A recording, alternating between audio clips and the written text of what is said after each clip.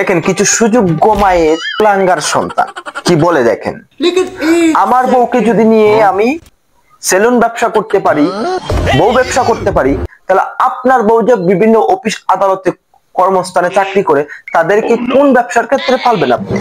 দেখেন তার বক্তব্যটা থাকবে, তারপরে কিছু কথা বলবো। আমি যদি আমার ওয়াইফ নিয়ে ভিডিও করে চলতে পারি, তাহলে এটা যদি বউ ব্যবসা বলে, তাহলে যাদের ওয়াইফরা চাকরিজীবী আছে অথবা যে কোনো প্রফেশনের সাথে যুক্ত আছে তাদেরকে কি বলবে? যাই হোক, শুনলেন তো তার কথাবার্তা, কোশ্চেন রাখবো। তার কথাবার্তা খুব মিষ্টি আছে, কিন্তু দেখেন সে তো কোনো দোষ করে নাই। আপনারা তাকে শুধু করে বলছেন বউ ব্যবসায়ী, বউ ব্যবসায়ী, এটা কিন্তু ঠিক না। আপনাদের কিন্তু পাপ হইব, আপনাদের নিজ্ঞাত পাপ হইব। রমজান মাসে এই সমস্ত কথা বাদ দেন। উনি বউ ব্যবসা করতেছে, উনি বউকে সবাই সামনে প্রেজেন্ট করবেন, সেলুন ব্যবসা দিবেন, যা মন চায় তা করবেন। আপনারা কেন কথা বলেন? ভাই, আমরা কথা বলার দরকার নাই।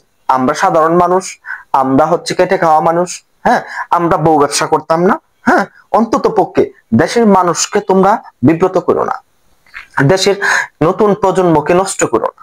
তোমাদের দ্বারা নতুন প্রজন্ম নষ্ট হইতেছে, এর জন্য আমাদের একটু কুরকুরানি হয়, আমাদের গুড়াকিনি হয়, তোমাদেরকে একটু লড়াচড়া দেওয়ার জন্য।